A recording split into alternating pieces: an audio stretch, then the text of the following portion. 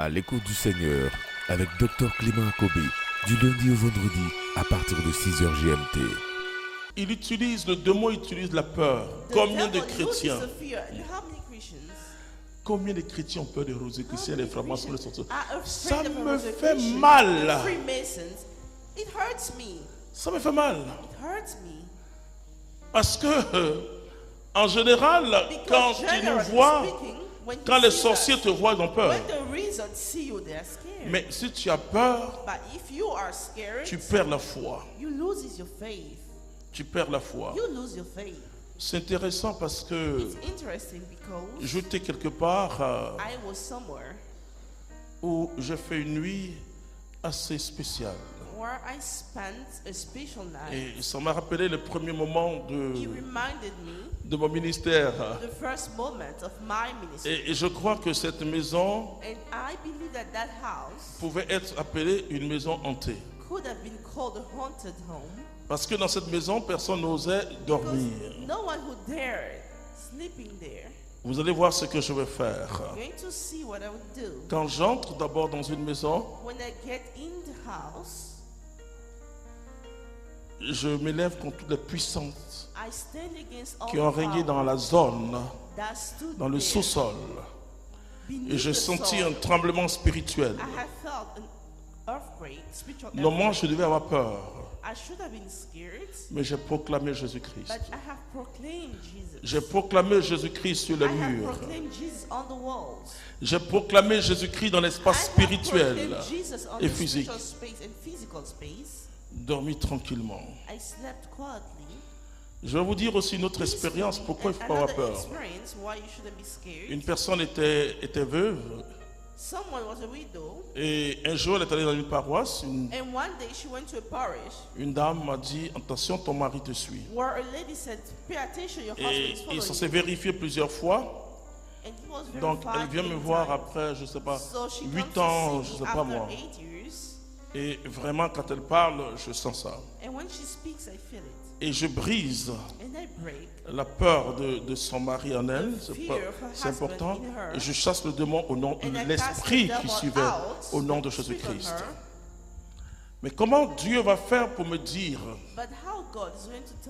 qu'il s'agit d'une âme en détresse? Parce que son mari était poussé au suicide. Et c'est pourquoi, frères et sœurs catholiques, prenez très au sérieux la prière pour les morts. Et souvent on est complexé, mais le monde spirituel est un monde complexe. Il y a un jour où Dieu a décidé de te reprendre. L'âme peut errer. Quand la sorcellerie est un accident de parcours. Et j'ai prié. Mais là, c'est Abidjan ici cette fois-ci. J'ai prié pour la personne. Et je suis allé faire une sieste. Et ce n'était pas possible. Dès que j'ai commencé la sieste, je me suis réveillé, je dis à mon épouse, mais qu'est-ce que tu as mis dans la chambre? Elle dit, mais j'ai rien mis dans la chambre.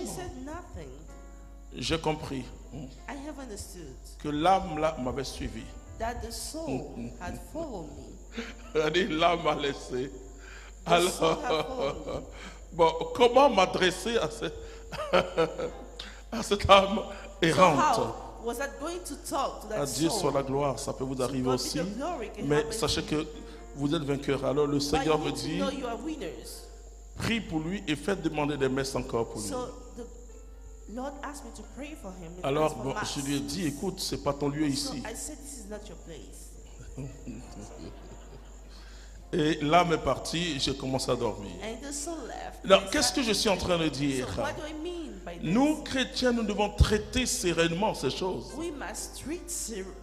Et j'ai vu que cette dame suivait son épouse et pour quémander la prière.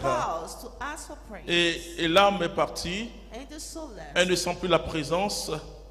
Alors, je lui ai dit, tu vas te remarier maintenant. Alléluia. Très important. Mais il ne faut pas avoir peur.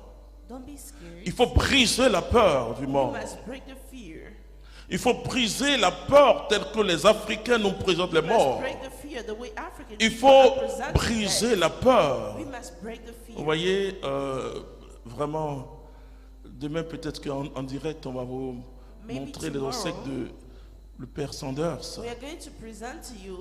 Et tout ce qu'on craignait, on dit, les Blancs, eux, ils ne tardent pas. Moi, je me souviens comment la mort dans ma famille était entretenue. Et tout ça, ça crée la peur.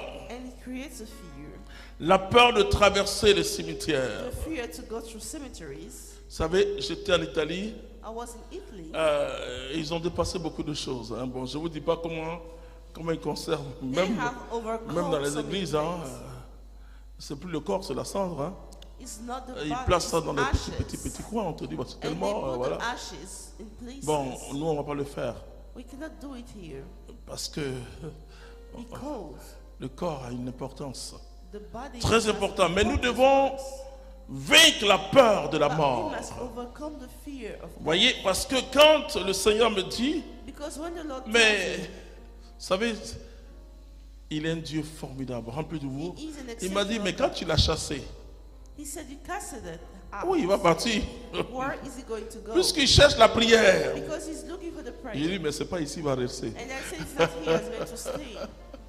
Non, je vous dis ces choses pour que vous sachiez que le diable se sert de la peur pour avoir les chrétiens. Alors, comment vaincre la peur démoniaque? Tu reviens à Marc, chapitre 11. Comment, à partir du verset 22-23, voilà, comment on peut chasser, briser la peur? Je vous assure que c'est la peur qui provoque beaucoup de maladies en nous. Hein? Peur du lendemain, peur de la guerre. Aujourd'hui, c'est peur de troisième guerre mondiale, peur de coronavirus. Et vous savez, les gens sont malades aujourd'hui. Il y a eu plus de morts par la peur du virus que le virus lui-même. Parce que dès que tu arrives dans les hôpitaux, on te dit comme ça. Oh, c'est une seule maladie. On te met en isolement. Et on attend que tu meurs. Bon, ils font quand même quelque chose, mais enfin, sans espérance. Vas-y. Marc chapitre 11, verset 22. En réponse, Jésus leur dit, oui. Ayez foi en Dieu. Ayez foi en Dieu. En vérité, je vous le dis. En vérité, je vous le dis. Si quelqu'un dit à cette montagne, dis à cette montagne, soulève-toi. Continue. Soulève-toi. Soulève-toi. Et jette-toi dans la mer. Et jette-toi dans la mer. Et s'il n'hésite pas dans son cœur, oui, mais croit que ce qu'il dit va arriver, cela lui sera accordé. Sonnez entier ce que Dieu veut dire. Et ça me rappelle les devins africains, les féticheurs. Ils parlent aux choses. J'étais dans un village où on a dit un sorcier a brûlé une plantation. Et la foudre. Et la foudre qui est tombée, le tonnerre, ils vont réorienter ça et faire atterrir. Mais eux, ils ne peuvent pas déplacer une montagne. La Bible dit, si nous croyons que ce que Jésus dit est vrai, nous devons le croire au sens propre comme au sens figuré. Parce que j'ai vu des choses.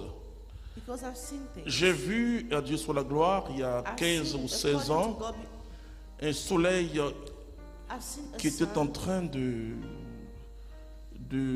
foudroyer le peuple qui est venu en pèlerinage à Soba.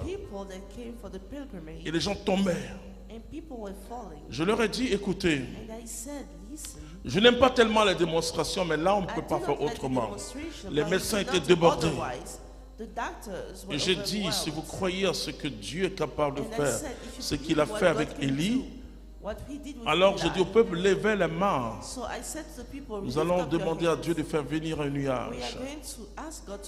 Et nous avons vu le nuage qui est venu du côté de la rivière et qui a entouré le lieu. Nous sommes capables de beaucoup de choses. Mais il faut éliminer la peur. Parce que quand tu pries, tu dois prier avec beaucoup de joie.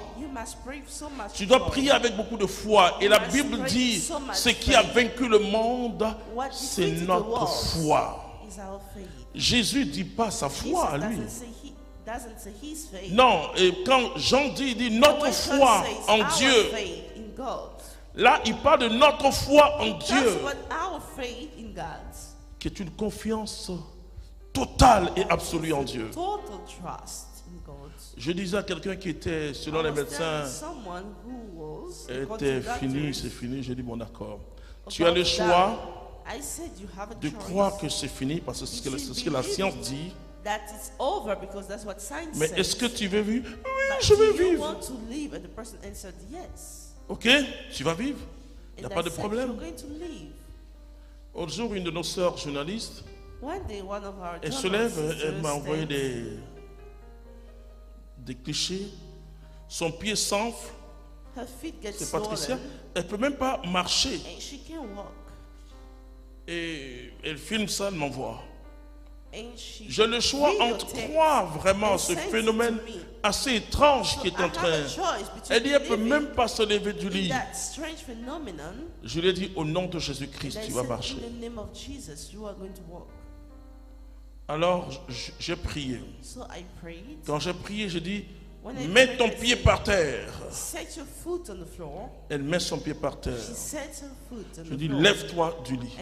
Et ce qui est intéressant, vous voyez, quand nous prions, l'Esprit de Dieu nous transporte en esprit. Et donc c'est comme si tu es en train de voir ce qui se passe. C'est intéressant d'être avec Dieu. Hein? Et les chrétiens me disent les choses, les sorciers s'envolent, mais nous on fait pire qu'eux. Alors je dis, allez, maintenant, lève-toi. Elle me dit, oui, je me suis levé. J'ai dit, comment ça marche? Elle dit, papa, je marche. Papa, je marche. Je dis, marche. Mais après, repose-toi. Donc, je lui ai donné quelque chose de repos. Ce qui a vaincu le monde, c'est notre foi. Quel que soit ce que tu peux traverser. Oh, on peut mourir, il n'y a pas de problème. Même la mort, la Bible dit, ni la mort, ni les épreuves, rien ne peut nous arracher de la main de qui? De Dieu. Et Paul dit, nous sommes plus que vainqueurs. C'est-à-dire, quelles que soient les circonstances que tu traverses, tu es toujours vainqueur. C'était À l'écoute du Seigneur. N'oubliez pas de liker et de partager pour édifier quelqu'un. Dieu vous bénisse.